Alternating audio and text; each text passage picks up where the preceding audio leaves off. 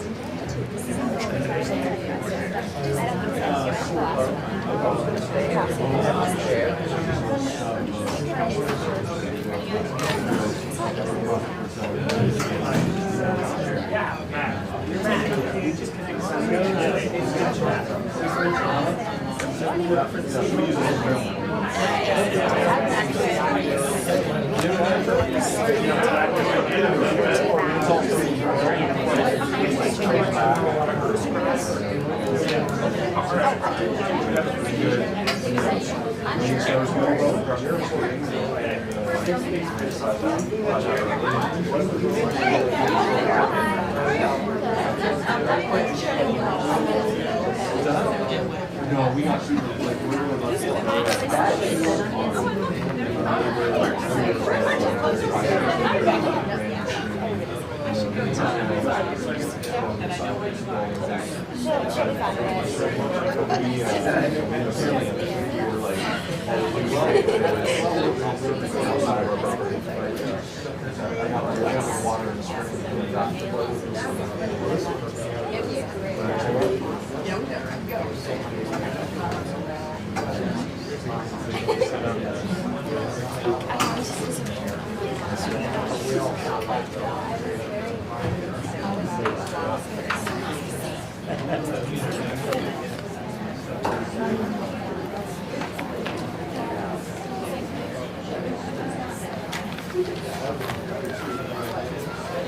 All right, folks, I feel like we better get started. We don't have a lot of time. I'm John. I live up on Cliff Street. I'm just volunteering tonight to help out. And our task this evening, just to try to clarify that a little bit with these breakout sessions, is we are going to develop sort of two lists. One is a list of actions that we think should be taken in this area of work, and then resources that are needed to move those actions forward. And just to remind folks, so everybody is hopefully in the right room, my understanding is that we are talking about investing in an adaptive downtown. Do we all agree that that's what we're here for? Okay, that's good. First step, check. So I actually think before we start, it would be great if somebody would go ahead and read again that description, just so that we all have it fresh in our minds. Is there a volunteer who wants to read that for us? Yeah, go for it. Invest in an adaptive downtown.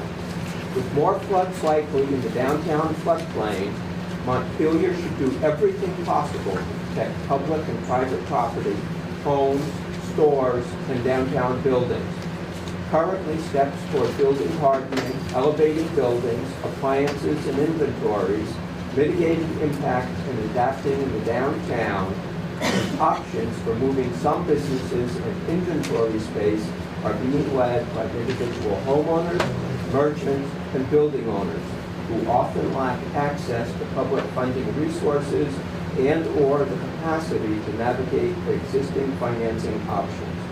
The task force could gather and share best practices, raise money to help businesses afford transitions, and work to leverage resources like those of Efficiency Vermont to replace appliances and home and business utilities.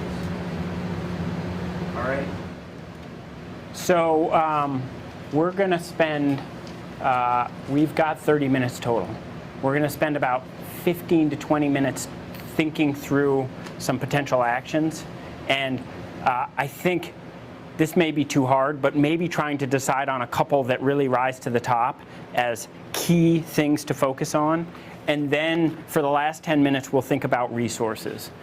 You know, what this is not as a group, just to be clear, is, as was talked about before, there is now this commission that's going to convene to really work and support a lot of this. I think what we heard is the goal is to hire somebody to sort of lead those efforts. And so this group, I think you all may well be involved in that effort. You may well want to be involved in the effort to sort of do this task of investing in an adaptive downtown. But like, this probably isn't the task force, right, tonight that's going to set another meeting date, right? But what this will be is input that the commission then uses, and there may well be further convenings of people to do this work. So, are there any sort of questions before we just sort of launch into what are some potential action steps in this area? And it's Matt, right? Yes. Matt, your role, you work for the city in what role? I'm the Communications Development Coordinator for Community Services. Awesome. Matt is our scribe tonight, so that's great. These notes will get transmitted. I may do some scribbling on the board, I may not. We'll see how it goes. So I guess with that, what are some potential areas of action when we think about this overall theme? Go for it. I would say define what we mean by an adaptive downtown and bring in the expertise to help us identify what works for Montpelier. What are the threats we face? What are the obstacles to successfully facing those threats? It's probably engineering teams, those types of people. So those experts, just to see if I understand what you mean, those experts would help to define sort of what the adaptations are addressing. Is that what you're getting at? Yes. Okay, great. Other areas of action? Yeah. I think the obvious is that one of the major threats is water. I'm sure there's other threats that we can come up with, but at the moment that's what I'm focused on. And I have some vague image of an elevated downtown. And so I'm not sure exactly what that means or how that would be facilitated or whether it's even vaguely possible. But it seems like that part of that vision is that it would be almost like a park-like adaptation of the downtown in a way that would allow the river to be the river, but that the downtown could still stay where it is. And it could be a demonstration for other similar locations. I don't know how that So fits. somehow elevating Yeah. out of Walkways, harm's way. Work businesses and housing. Just a clarification, because I think it's helpful. Like one scenario is fill basements, like essentially eliminate basements in downtown buildings, and maybe sort of like move inventory to the second floor, let's say. Does that meet your definition of elevating downtown, or are you thinking more ambitiously in the actually physically sort of? I just think I'm not talking about fill. I'm talking about stilts or whatever you envision, whatever engineering-wise works. to actually. But to have there's elevated highways, there's elevated walkways everywhere. So move businesses to the second floor. I don't know about filling basements. Okay. I'm not even sure. Yeah, I don't either, but I'm just sort of trying to get a sense of. hydrological sense. But Yeah. Yeah. So there's a few that I've had in mind. One is everywhere we've got parking lots. Some of them are necessary. We need a place to put vehicles, but there's a lot of opportunity, I think, to reconsider those spaces as green stormwater infrastructure and provide areas for the river to flow into when it overrides its banks and capture, and even consider some of our, the sedentary path as part of that. So more green stormwater infrastructure and park spaces downtown that can capture that where it makes sense. And if that means parking downtown is harder, or you now, God forbid, you have to walk 3 blocks to get downtown, you gotta walk 3 blocks to get downtown to do with that. So That's one. I got more ideas. So repurpose parking essentially to perform Yeah, that. represent, underutilized impervious areas, which is often parking lots, Okay. into green stormwater infrastructure. I'm just trying to write some, because maybe we'll prioritize. You had your hand. So I was thinking about if we talk about elevation. I personally have been on a second floor business off and on Church Street years ago when in Montpelier. It's not an easy floor to be on. It just doesn't work, honestly. I mean, it does with a lot of push. So with the elevation, I would say like getting help for the businesses that we have now downtown to have shelves around the perimeter of the business so that in that moment that we get that calling, we can like lift things up quickly. And also I think that putting sand in the basement would actually absorb some of the water to stop it from coming out. But I would say work on the spaces that we have now and create through teamwork possibilities of where we can put things in that moment.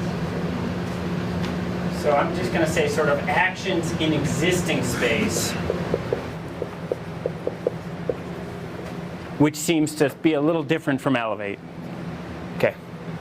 Another here, then there. Yeah. There are plenty of tried and true methodologies for both floodproof and make buildings resilient. So we need to embrace both of those. There's a big difference between the two. The parking lot idea is a brilliant idea, but pretty much our river borders paved surfaces for the most part. So the whole idea might be agree with river.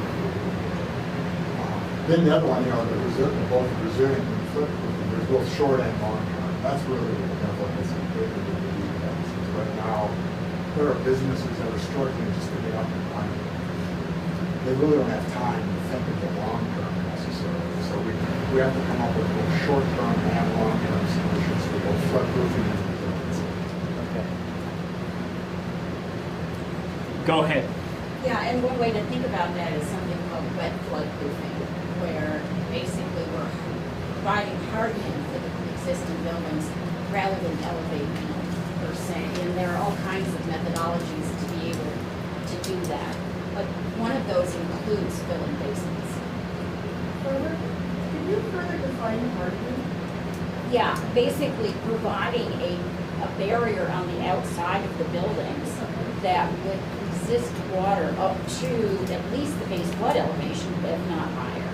And using floodgates. Like the M&T Bank example, right? Yeah, There was M&T floodgate yeah. bank. Yeah, Flood. floodgate, Yeah. which Okay. they've had forever. Yeah. We did that at the boiler plant also. That was designed. Oh, at the boiler plant. Okay. That was Great. They dry also floodproof. post office. Okay. Well, so it doesn't always. Go ahead. And just to piggyback on this gentleman, if we had more parking garages, space underneath, we'd put it on repurpose parking lots. So are you suggesting specifically a parking garage is an alternative to so much impervious space because you're going up as opposed to, okay.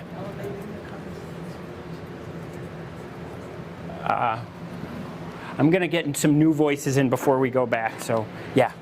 Building on the long-term theme that someone else mentioned, I would love to see us do everything we can to address mitigation within this. And so, for example, if businesses and downtown structures lost their heating systems, can we do everything possible to make sure they transition off a fossil fuel when they rebuild, So just thinking about that, embedding that in the resilience and recovery process. So when you say mitigation, what you mean is sort of addressing the root cause. Climate mitigation. Climate mitigation is what you really mean. Okay. I'm just going to sort of write that as the, okay, thank you. You and then you. Well, I'm not a business owner, so I'm talking from what I see. But it seems to me that among the big losses was just inventory, because inventory was being stored in basements. Can the city and real estate agents and real estate owners can come to some kind of alternative to a storage system for inventory that is accessible, have to have elevators, but also not using the low grade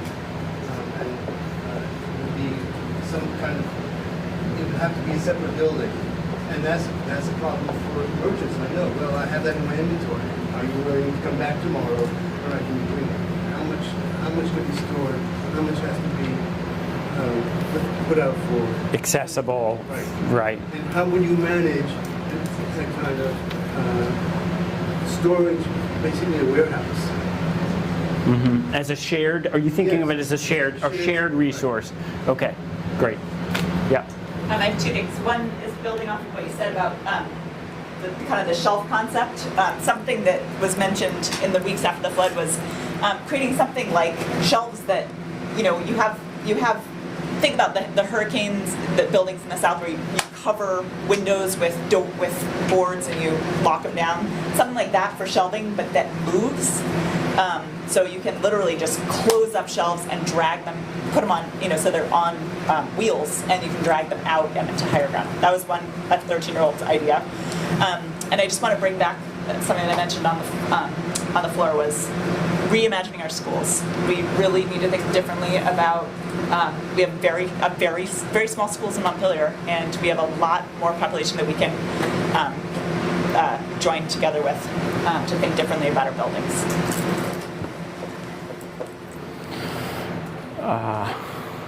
Nathan, yeah, and then, yeah. Nathan, yeah. Thinking to me about the idea of a parking garage, which is stacking, the more density, the better. And I think if we can find a way to concentrate housing outside of the flood level, and then recognize that the real retail spaces in a walkable downtown is a premium, and if we can accomplish the sort of flood hardening, off-site storage, we can keep people safe, right? If this happened in March and people were without heat and then in makeshift housing, we would be really in trouble. So keep people safe. Businesses, I think we can sort of react, help move stuff, put it back. So I would like to see us really, really focus on density, allow taller buildings, allow housing without parking in more zones, etc. I just want to see us, we can draw a line, right? We know what the projected flood is. That number might not be real anymore. We can add 3 feet to it and just say, any new housing, or we can try to buy out, Northfield bought out low-level housing so that just wasn't a threat anymore. And that could become retail space, or it could become business space that's where people lose housing from floods and people need that.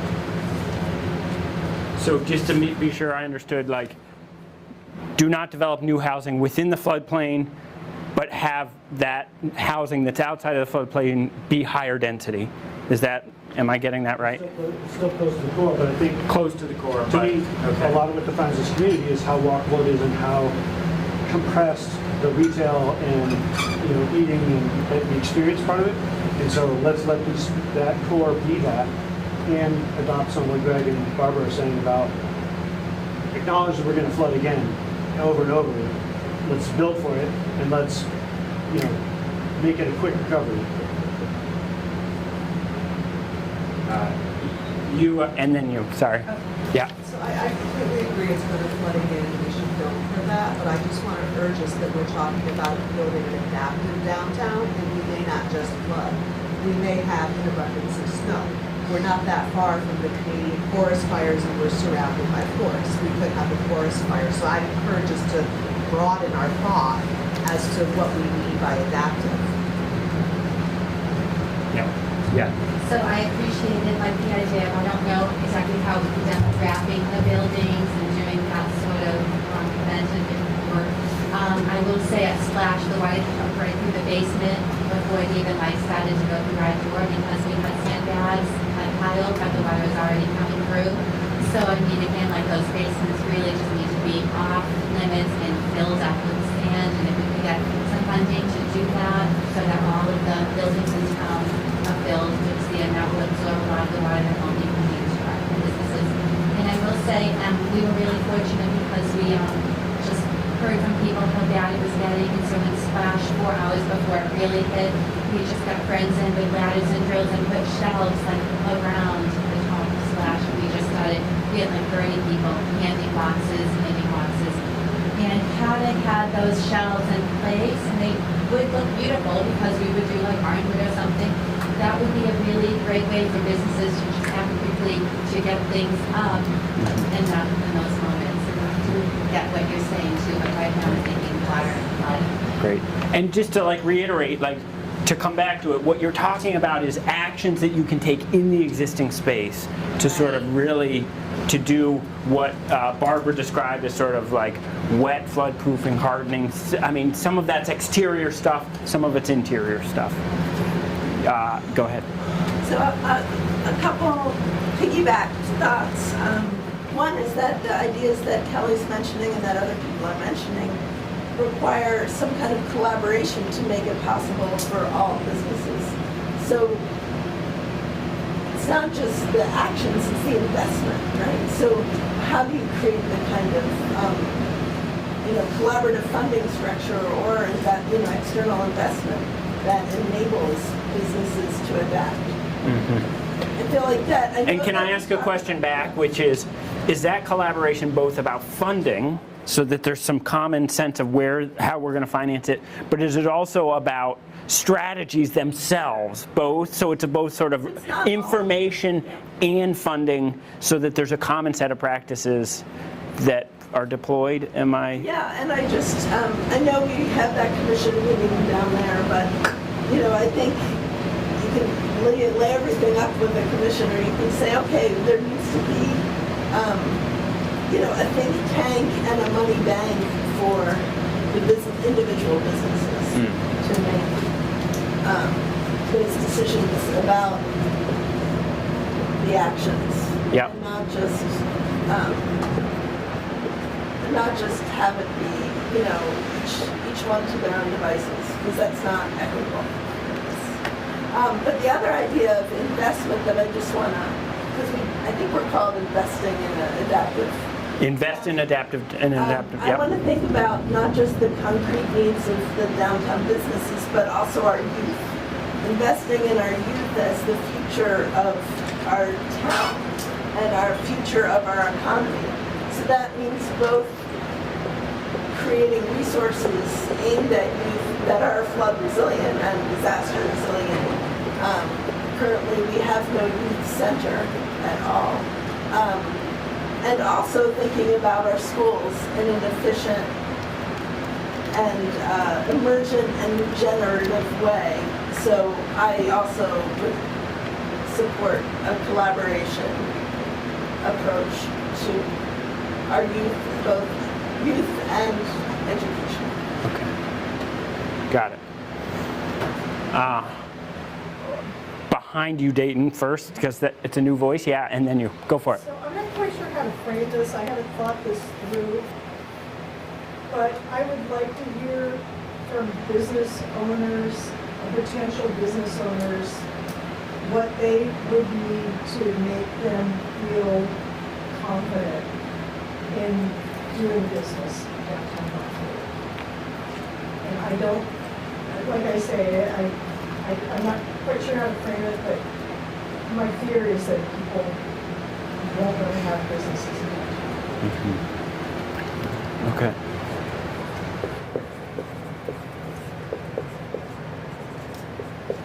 Go ahead, Dayton. Yeah. I'll be real quick. So I think two things that I'm going to springboard off that. I think when we talk about an adaptive downtown, the economic side of it and providing businesses and creating this walkable, dense place that we all want to be is huge, and that really needs to be a focus of it. And one thing I think that we could really look around for is we're not the only city that's flooded, right? There are cities across America that are about our size, that are bigger, that are smaller, Louisiana, Florida, low-lying areas that have flooded numerous times in the last 20 to 30 years. And I think we can learn a lot from those regions, and we should look to best practices, whether that's how to adapt a store or reacting quickly to a flood, or whether that's building big infrastructure ideas for the city. All right. I feel like we should start to actually bring this to a close because we got to think about resources. I guess what I wonder about here is, I'm given a task, which is in 30 seconds I need to report out to the big group what we've talked about. And what I feel like I hear as a recurring theme kind of fits under this sort of defining a set of actions to do this wet floodproofing and hardening of those existing spaces in that downtown core as an emphasis of this. And I would say, to dovetail on what you said, really trying to define not just individual business by business or building by building, but collectively, what do those strategies look like and how do they get financed? Is that, I'm seeing a few nodding heads as like that's, yeah, a couple of hands to respond, yeah. Reiterating what the gentleman over here said, as far as short-term and long-term, I think we really need to. So the time span piece is an important element to that, yeah. All right, we're getting some reactions, and I see Emily and then Jack. Go, yeah. Yeah, and I was just going to say, John, that I've heard a lot about, the difference between allowing people to recover and thinking more in that short term, the floodgates, that kind of thing, and maybe some of these more longer term ideas, and really responding to the climate crisis in how we're thinking forward. I just wanted to throw, all those impermeable parking surfaces that we're talking about along the water. I think that's really important. And a lot of those are owned by the state. And so we're really going to have to figure out a way to work collaboratively with BGS on that. I mean, one thing I think about is we all know this was a big flood, so lots of places got affected. But I think someone, the very first thing, you said, ask the experts. And I would love in the short term to identify those areas downtown that are most at risk and the things that we can do in the immediate future to help those most at risk places. Okay. Jack? I think this kind of goes without saying. It's a theme that's going through a lot of comments, but I think I want to say it anyway, which is that I think we need to be clear that we are committed to preserving and defending and rebuilding our walkable downtown where it is. It's our downtown, and that's the center of our community, and that's where it should be. That's where it needs to be. Is that a point of common rallying? Yes. Yes. Okay, that's, I think, actually a worthwhile thing to note. Yeah. I just wanted to make a point that I communicated to Evelyn and Triv after the last meeting, which was I heard two different speakers use the same phrase, short term. One said short term, weeks, months.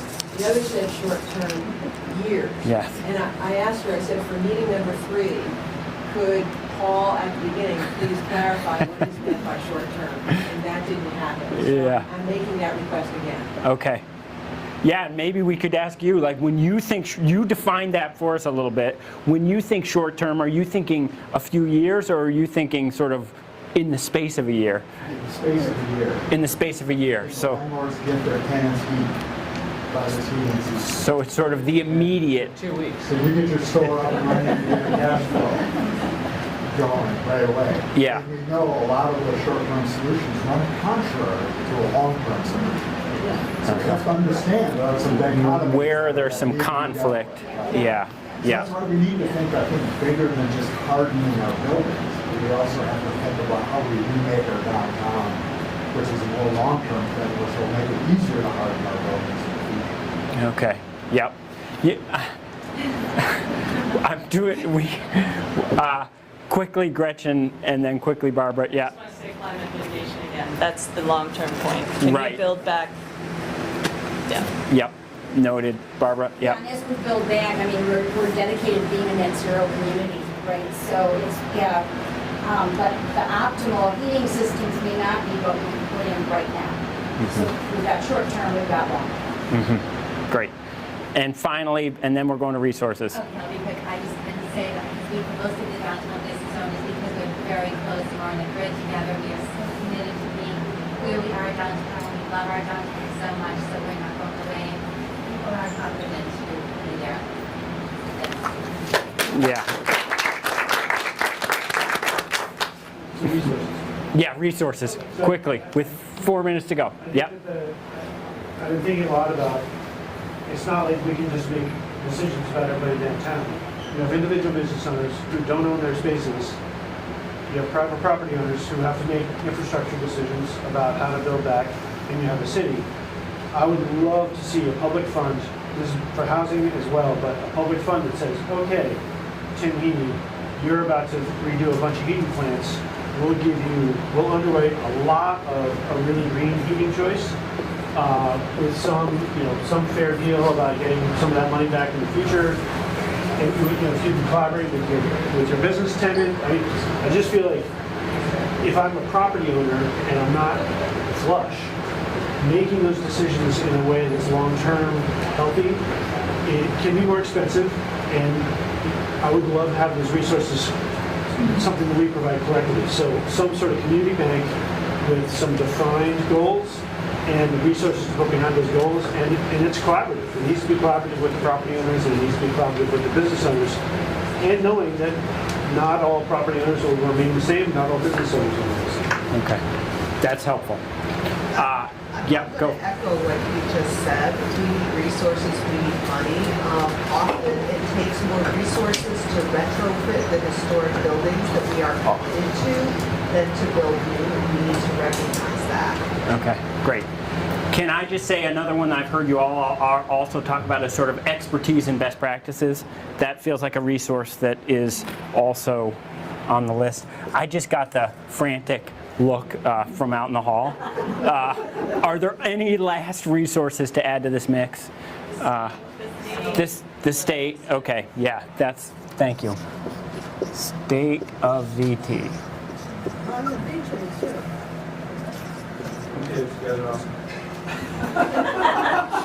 All right, I think Watershed management. Nobody's mentioned. watershed management. Three rivers coming together in Montpelier. Somebody needs to figure out how to let them flow through. Yeah, yep. And I think the good news is that's one of the other ones tonight for sure. So, yep.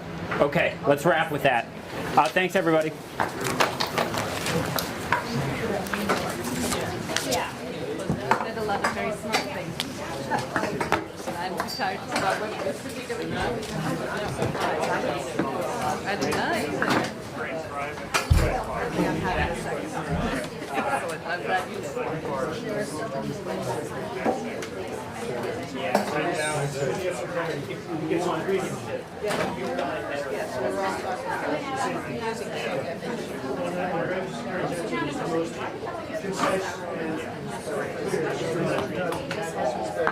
This was where we were sitting.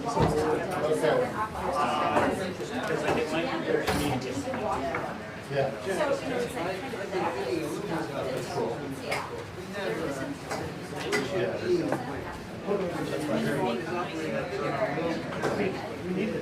And so what one of the big barriers, of course, is connected.